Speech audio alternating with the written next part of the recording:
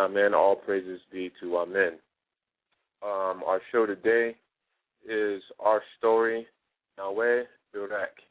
And what this is going to be about is our sojourn, or our travel coming from the Nile Valley, through Central Africa into Western Africa, into the wilderness of the West. And interestingly enough, in ancient Nile Valley culture, the West was always seen as the land of the dead. And we're going to have a guest today, Brother Amin Ray, who has, been with the faith from the beginning, and very wise brother. And I'm going to be bringing him in shortly. But before I do, what I want to do is be able to kind of find things up. A lot of us, we don't pay attention to a lot of things like prophecy. Prophecy is a very powerful thing. As I stated before, there are people who are able to estimate and see events based on mathematics and many different computations to know what was going to happen. These things occurred in Kemet, in the prophecies of Nefertiti, where he prophesied the coming of the Asiatics and the Libyans. The Asiatics would have been a broad term for the Arabic Semitic people that were coming in and taking over, or the Hyksos, Hittites, and Amorites, and basically taking the land and the resources from the indigenous people. So that prophecy came many, hundreds of years before it occurred. And, he wrote about someone coming from the south, Nubia or Kush, and defeating them. And this is in the Tercession. And he talks about how, quote, actually, the evil-minded, the treason plotters, they suppose their speech in fear of him. Asiatics will fall to his sword, Libyans will fall to his flame, rebels to his wrath, traitors to his might, as the wisdom of his brow subdues the rebels for him. And that's just a little piece of the prophet Nefertiti talking about what would come to pass during the Hyksos-Hittite occupation of Kemet. In addition, there are prophecies in Ethiopia about people taken beyond the river and, basically chained in bondage. Also with the Dogon and the Bombarda and the Como, a great movie on this is called Yelling that talks about people who will be taken over across the sea. They will forget their name, they will forget their fathers and mothers, and they will forget their culture. And these prophecies, you'll find them in many different parts of Africa. Another prophecy that kind of follows this as well is from the Masi people, who held the belief that when the first white face appeared in the land, the nation would die. And what I wanted to do is bring that also back to us here in the U.S. or in the Americas. And the people called the Hopi, if you're not familiar with them, they're in kind of the central U.S. Or southwest U.S. rather. The Hopi prophesy that during World War III, it will be started by the people who first received the light, being the Chinese, the Palestinians, the Indians, and the Africans. And when the war comes, the United States will be destroyed. This is their prophecies, and not my words, by the gourds of ashes, which will fall to the ground, boiling the rivers and burning the earth, where no grass will grow for many years and causing disease that no medicine can cure. Now, this prophecy came way before the advent of nuclear weapons, or, some people, knowing these things would come to pass. And so, there are some of these prophecies that are etched in stone in these areas. Another person who went to research these things also spoke more on this event. And I want to read what they wrote down. To the west, he gave the black race, saying this is what the Hopi is saying of the different races of humanity. To the west, the Creator, Amen, gave the black race of people the guardianship of the water. They were to learn the teachings of the water, which is the chief of elements, being the most humble and the most powerful. When the guy's talking again, when I went to the University of Washington and I learned that it was a black man that discovered blood plasma, it didn't surprise me because blood is water, and the elders already told me the black people would bring the teachings of the water. And that is what we've always done. We've always been people of the water. Before the coming of the Europeans, we stretched out among the lands. And went into India, all the way down into Australia, and here in America. Contrary to what history tells you, there are things that show that, and we've always brought the spirit and blessings. And I want Brother Amin Ray to talk about that a little bit more, and I'm going to kind of sit back and get his thoughts and opinions, so I'm going to bring him to the show right now. Brother, are you there? Hotep. Hotep. Blessings on your evening, brother. And I just want to introduce the people to you again, and just want to get your thoughts. I know we've talked about it in the past in private, and just meditating on these things. But I want you to go ahead and bless the people and give them your insights. Okay. Introduce myself again. I am Amin Ray Netzer. Me and the moon, we go back a long ways. We've been traveling with each other for quite a while now, learning different things and going back and forth with each other, discussing the main topic of tonight, which is finding the roots and prophecy that involves those roots. And earlier, we were speaking about a certain part of the Million Man March in which, all the dignitaries got up there and said their piece. But I found it the most interesting and the most relevant part of the whole festivity was when the Native American got up and spoke. And paraphrasing what he said, he was saying that the world is waiting for you to rise back up. And what he meant by you was so-called black people here in America. And I stress so-called because, we had many names put on us by other people. And, we took names for ourselves that really didn't make any sense for us. But, that's a whole other discussion. But when he said that we need to rise up because the world is waiting on us, that it just sparked something inside of me. It said something to the effect of, you had a place in this world. You still have a place, and there's still work for you to do. The world is just waiting for you to do it.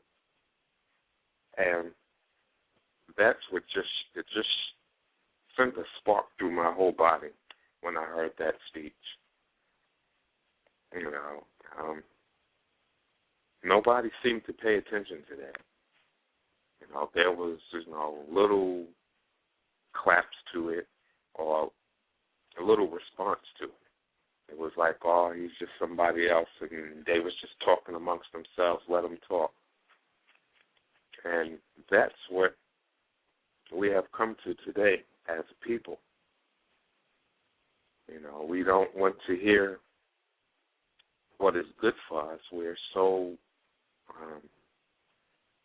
distracted by conversations that are of no importance and won't do anything for us, good or bad. Well, good anyway. It can do a lot of bad. But, we first have conversations about the guys talking about sports all the time, the women talking about reality shows all the time. And this stuff is really distracting to what we're supposed to be doing as a people and as individuals. We allow what the media put out there to distract us from getting in touch with who we are and what we are supposed to be. Any comment on move? Well, of course, I definitely concur with that, and I think that a lot of us are feeling that. I think a lot of us know it, but there's a lack of direction, and then there's so many different divisions. As I was on Facebook and a couple other things, I noticed that that's constantly the issue, that there's a lot of divisions amongst us. And when I look back at that Hopi prophecy where they talk about the water and the blood, and I think about that, and the divinity of the blood, knowing who you are, knowing what line you come from, and claiming it. A lot of us that were taken over, mostly as women and children, most of us don't know, come from the Mandinka tribe. The majority of the so-called enslaved people, which I would rather say that they were kidnapped because they were mostly women and children, were from the Mandinka tribe, and that automatically goes back to Kemet. And a lot of us are looking to the east and different places, but they're not claiming that blood. And I know that you had told me that you had researched your family line back to Kemet, and and what kind of power and pride that gave you. And what I'm trying to get our people to see is that everybody in the world has a history, and the Asians especially are very, very, very focused on knowing their family history, knowing their ancestry, or the Europeans with the bloodlines and that sort of thing. And we're the ones who seem to run away from that. And I think that's the reason for some of the division, because we don't respect the blood. And even though, a lot of the traditions say we are people of the water. And what is blood besides water? We are in that spirit, and a lot of things are said in that, wisdom and that sort of thing. So maybe you can kind of help shine some light for the people in your experience as you went back and got your ancestral information and what that did for you, in relation to the topic that we're talking about. Well, it wasn't something that I did personally. It was actually done by a family member of mine, Tobias Hout. And apparently they traced our first ancestor back to 1824. His name was Sidney Hout. And apparently he came from Cameroon. And, boy, I wish I had the name of the tribe right in front of me, the Barliki tribe, with something of that sort. And that tribe was known to be traced back to Kemet. And what that did for me was, okay, wow. Even though he's not my complete genetic makeup, okay, there's one hand that's reaching back to Kemet right there. I mean, because as we look at our ancestry, there was a time where our people lived about 100 years. I mean, women still do it today, but it's rare for a black man to live that long because of the different sets of the environment. But, okay, you have 100 years, and that's one lifetime. And probably within that one lifetime, I guess you have, each generation is about 20 years, so you have about 5 generations in a lifetime. Mm-hmm. So going back, 1824 was about 200 years, not quite 200. So that's almost 2 lifetimes, 10 generations, which is not a long time. And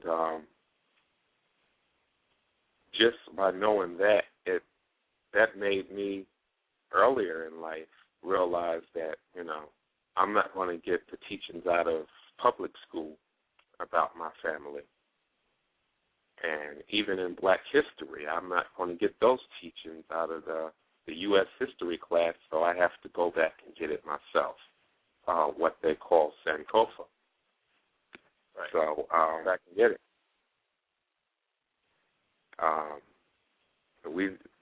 That is our main focus with talking about me and the moon. When we first got together and we started talking about social situations, religious situations, economic situations, and how our people fall into that. All of that had made us realize that nobody's going to give it to us. We're going to have to go back and get it ourselves. And how do you do that? You must read.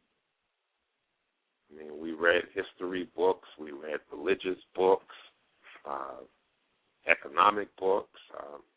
You take your pick. We just picked up and just looking for information about ourselves.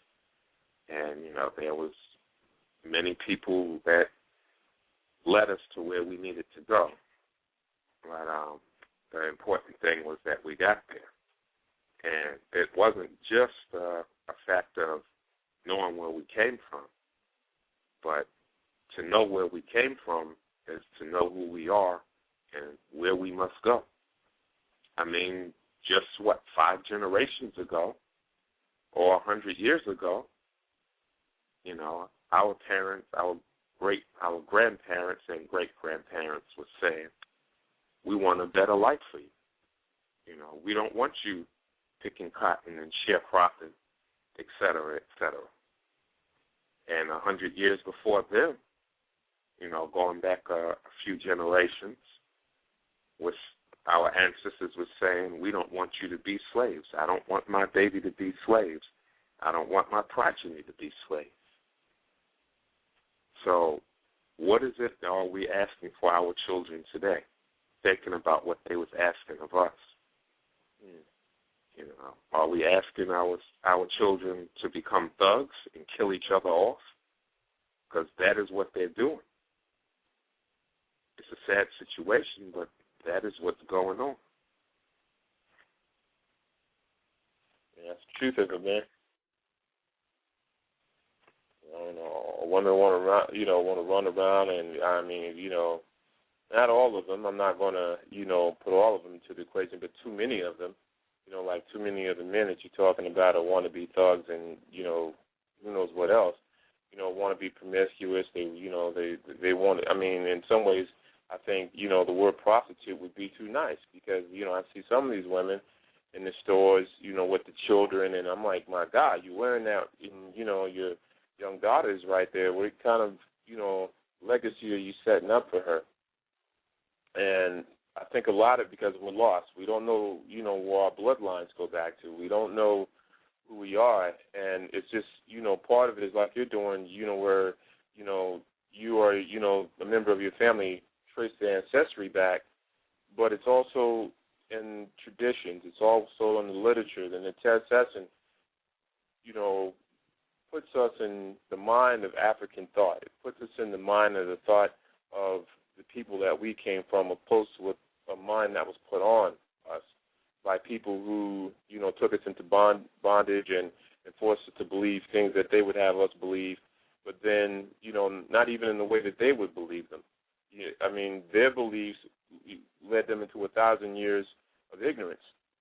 And so, they put those beliefs on us, and even half as good, you know what I mean? Because we didn't receive even a quarter of what they received. We just received the training. And so if they were in 1,000 years of ignorance, if we don't fight to come out of it, how long are we going to be, in that ignorance? And, today being one of our holidays, September 21st, what is, known astronomically as the fall solstice, we call it the Cessna Mater, which means basically the rebirth of Mother, Mother's Day, as it was a traditional Mother's Day in the Nile Valley, and really was more akin to pregnancy because what it saw was conception, a day of conception for rebirth. Fall, to some people, are looked at a point, where death starts. Well, to African people, it was also seen as death going into life, a conception. So we always looked at life, and saw how life always had a chance to rebirth itself, so to speak. And now we've been given a philosophy of death.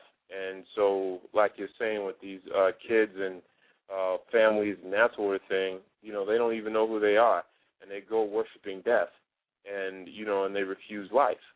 They completely refuse life, and they go fast into death.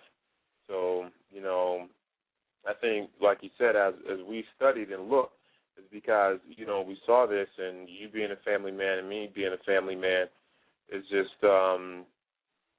I think sometimes people want a glorious story, but I think the glorious story is the people who will stand up and be soldiers, heroes, and warriors for their family, their community, and their ancestors. So, I mean, I guess as a family man and as a black man, what are your thoughts in that regard?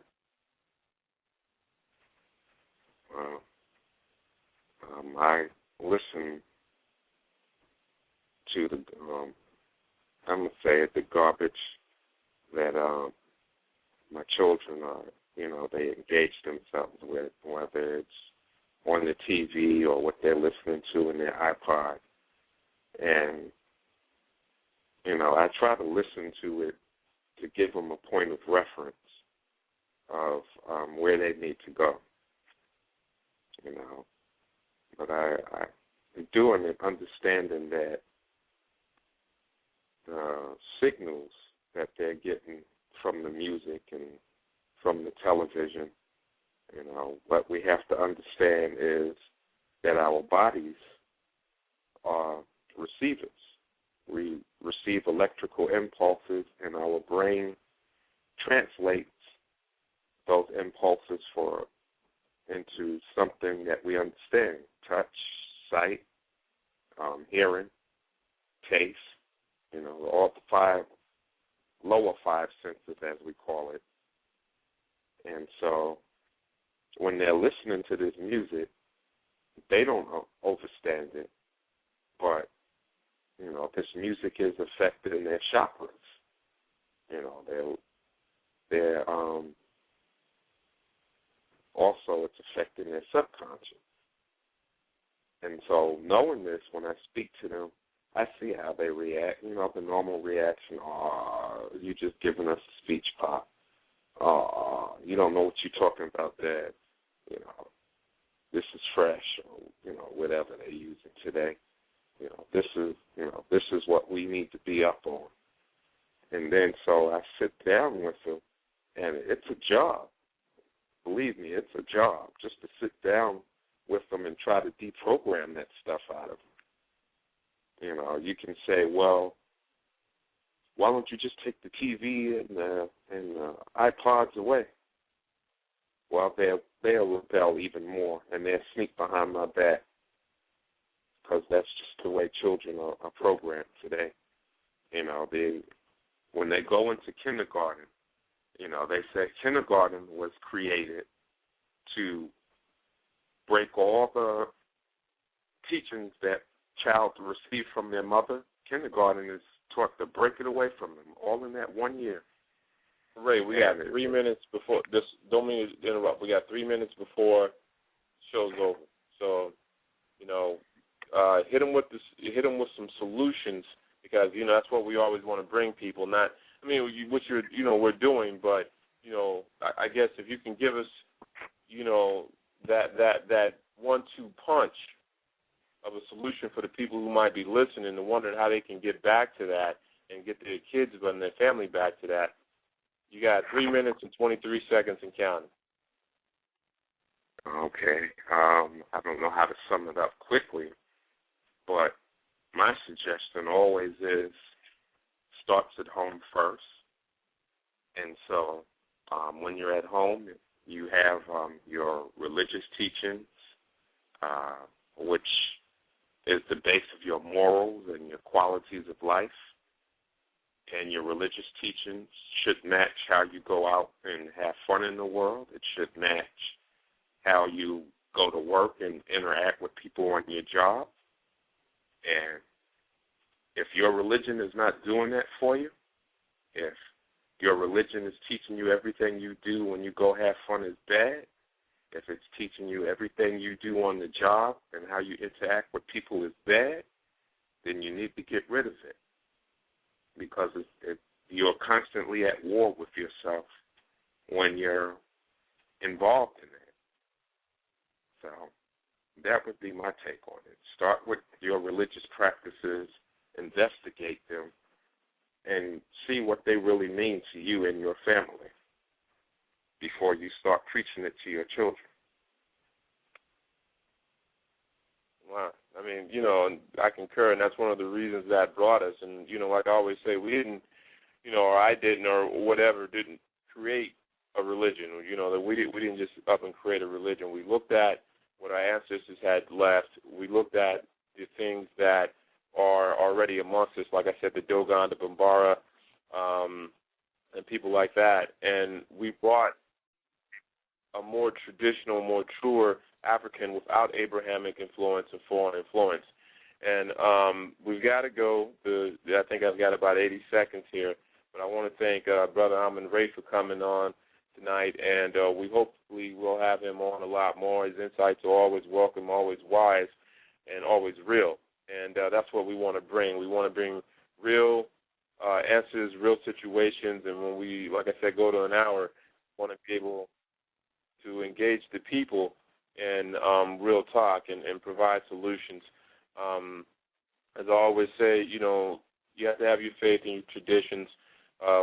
Like I said, our holidays today, we have 3 days of fasting, and you know, your practices. So once again, blessing on your evening, family. Ha'eren, amen. Praise be to amen. And well, we've got 30 seconds, Amin Ray. Anything you want to say?